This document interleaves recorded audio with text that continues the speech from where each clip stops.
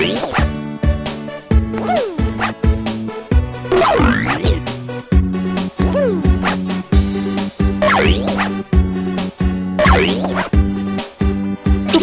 แซ่บ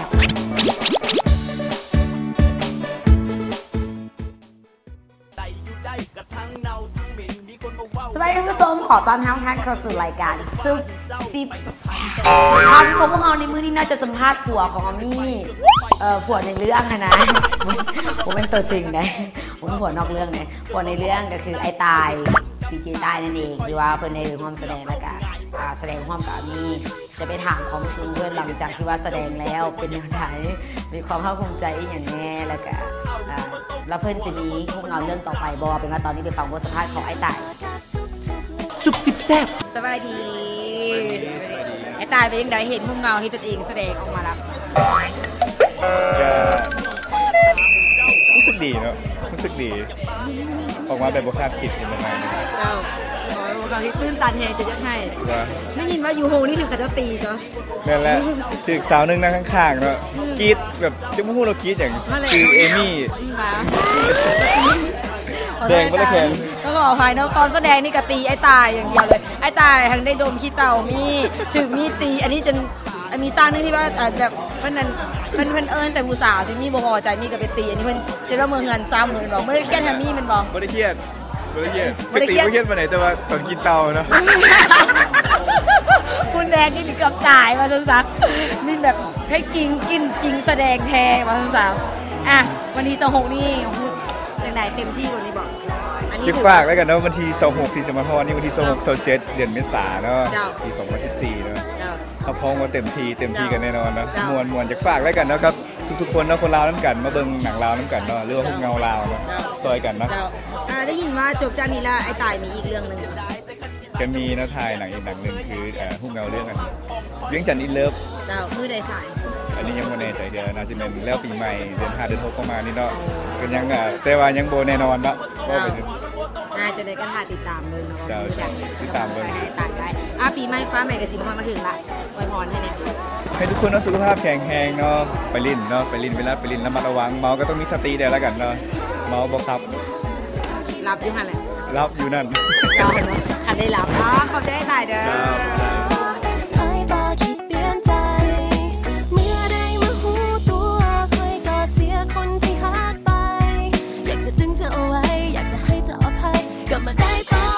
มันเจ็บปวดทุกครั้งที่เจ้ายังบ่รู้จักพอทั้งที่ค่อยก็เคยขอแต่ว่าเจ้ายังบ่พอยังยกใจมีตาขอโทษกับทุกเรื่องที่ค่อยเคยเฮ็ดผิดพลาดมาค่อยบ่เคยได้รู้ว่าเจ้านั้นจะมีน้ำตาคอยเดี๋ยวได้กังวลคิดแต่ห่วงว่าใครจะมีไหมคอยหักเจ้าหูบ่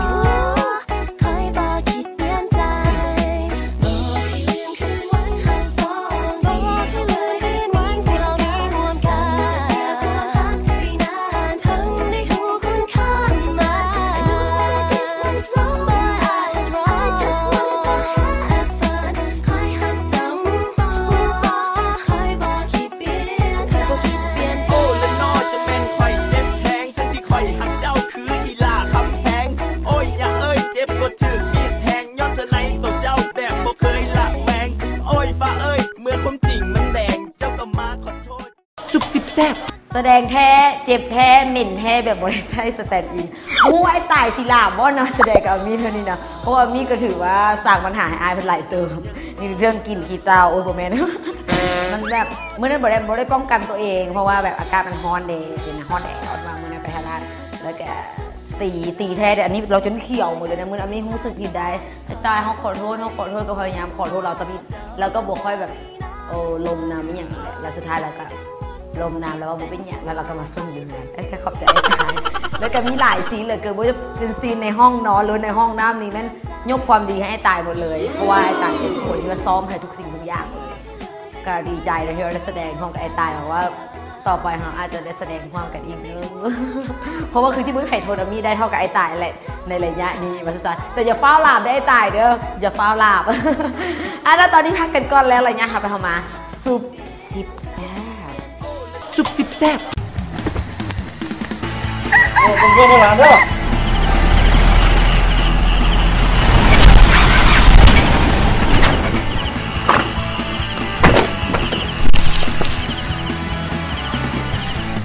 ที่บ้านไหนป้า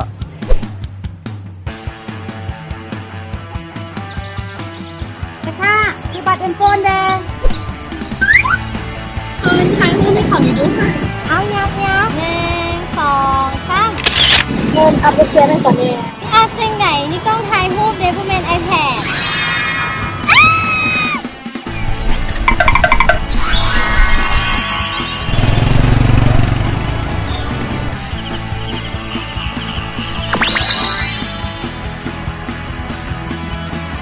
ฮ่าได้แบบมาฮู้โตกันทั่วประเทศอีกแล้วกับโครงการขูดบัตรหับโซ่ภาค2ยิ่งใหญ่กว่าเก่ากับของรางวัลมูลค่าหลายกว่า10 ตื้อกี่เพียงซื้อบัตรเติมเงินมูลค่าใดก็ได้ขูดพบรางวัลใดรับไปเลยสอบถามข้อมูลเพิ่มเติมโทร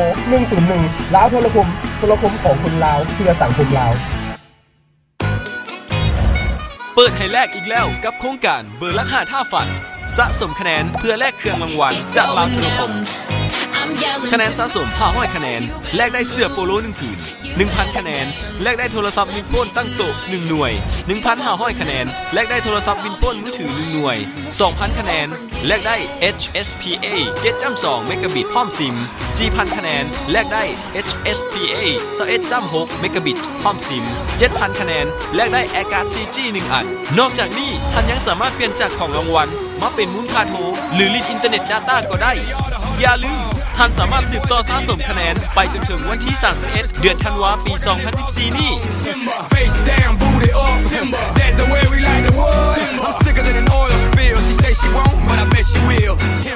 สอบถามข้อมูลเพิ่มเติม Contact Center 101ตลอด24ชั่วโมงนำจัดรายการหับฟังสาระข่าวสารรายงานสภาพการจราจรพร้อมทั้งหัวดิ่นเกมก่อนนอนกับพวกเขาได้ที่คืน FM 95 MHz Grade A Radio คืนที่มีสาระขึ้นของทุกคน Climax iTrend ไลฟ์นำเรื่องที่ห้องข้อมูลข่าวสารเกี่ยวกับ IT เทคโนโลยีใหม่ๆที่จะนำมาอัปเดตก่อนใครหากท่านอยากตกเทรนด์อย่าลืมติดตามชมกันได้ออกอากาศสดเป็นประจำทุกวันอังคารวันพุธและวันพฤหัสเวลา 19:30 ถึง 3:30 เวลาดีๆแบบนี้ทางโทรภาพแห่งชาติลาวช่อง 3 Climax iTrend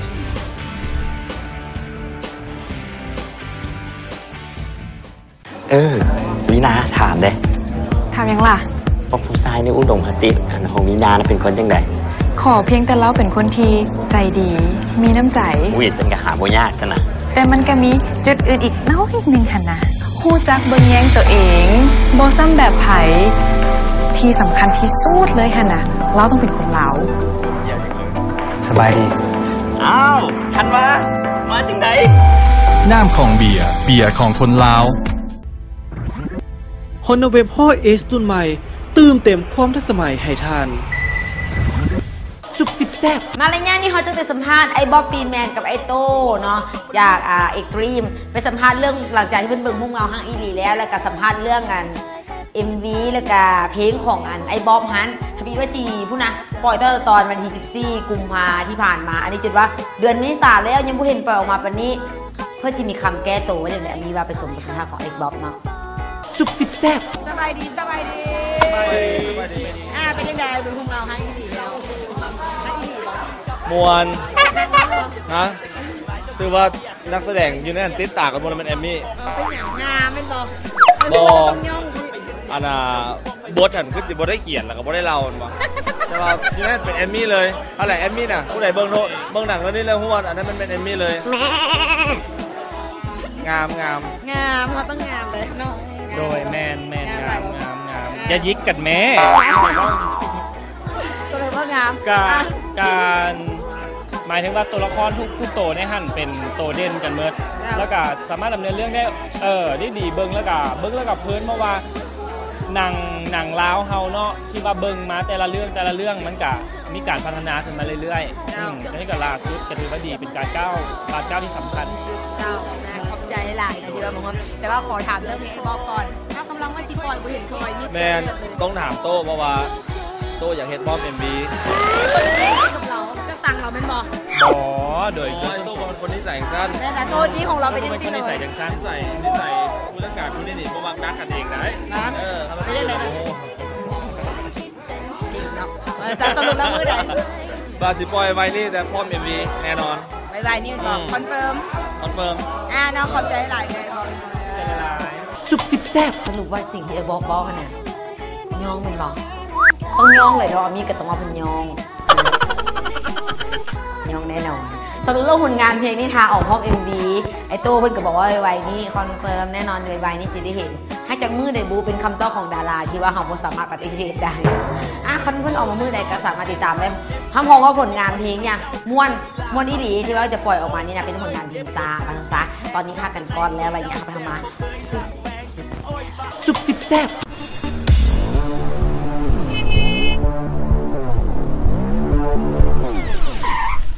อ้าวงงบอต้องงงบอต้องสงสัยได้มาง่ายๆมาเข้ามาเอาไปพูดไว้บอต้องสับสาเพราะโครงการขูดบันหับโซ่ภาค 2ยังมีรถฟอร์จูเนอร์และของรางวัลอื่นๆอีกอย่างหลายมีขูดหลายมีสิทธิ์หับหลายสิยืนซึ่งเหียงไปซื้อมาขูดได้ไหมนี่ไปไว้ลาวโทรคมของคนลาวเพื่อสังคมลาว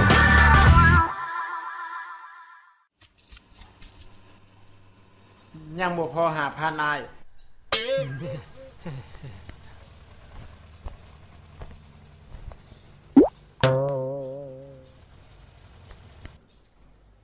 สบายดี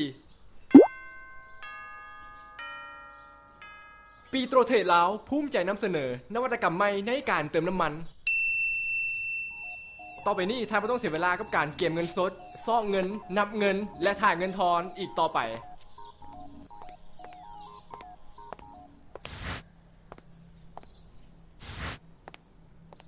ได้เวลาถิ่มสิ่งเก่าๆมาพบกับนวัตกรรมใหม่บัตรเติมน้ำมันแทนเงินสด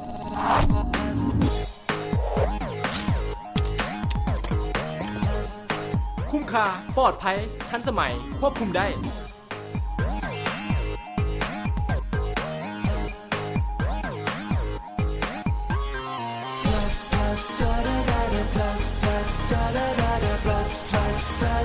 ปีโตรเทรด plus พลังงานเพื่อชาติพลังงานเพื่อการพัฒนา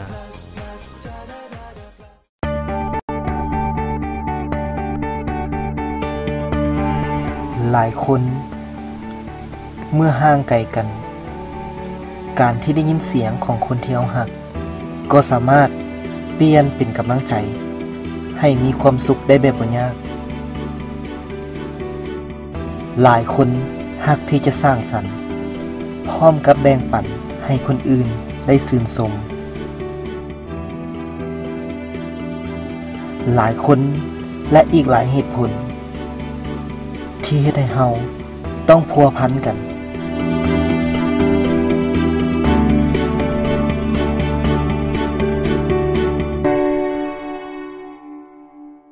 ทุกครั้งที่ท่านติดต่อสื่อสารลาวโทรคมจะเฮ็ดหน้าที่รักษาเครือข่ายคุณภาพและบริการที่ดีให้สมกับที่ท่านไว้วางใจเลือกใช้บริการของพวกเขาลาวโทรคมของคนลาวเพื่อสังคมลาว3 2 1 ไปอีกระดับแห่งการรับชมต้องรายการมักกดไลค์ถึงใจกดเลิฟวู้ฮู้กับกมมุนซื่นเริ่มต้นเต็มเวลาดีๆ 19:30 หา 20:30 ทุกๆวันศุกร์กับ VJ อารมณ์ดีฮอตฮิตติดกระแสสีมาขอความคิดเห็นจากอามี่จะทำขอที่มาถ้าหากว่าแฟนนอกใจอามี่สีปากตึงไหนปากเลิกก็ต้องมีไม่แล้วเนาะเฮาคิดได้แต่เฮาเลือกได้นะใจเด้อแต่โอเคขอเจ้าไปดีคือคอยระเบิดความมันกับของรางวัลกิจกรรมความมันซื่นที่ท่านต้องสัมผัสอย่าลืมเด้อ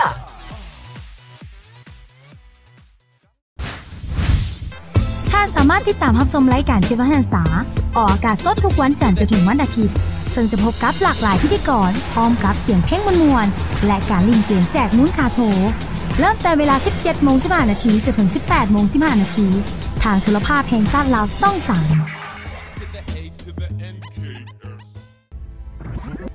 Honda Wave 5 S รุ่นใหม่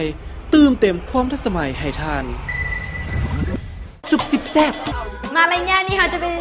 แบบว่าสัมพันธ์หนุ่มโอล่าก็ได้ร่วมแสดงพุ่งเอาเรื่องฮักอีหลีแต่ว่ามีทีนึงว่าสันๆเพื่อจะมู้สึกจังใดแล้วก็ไปถาม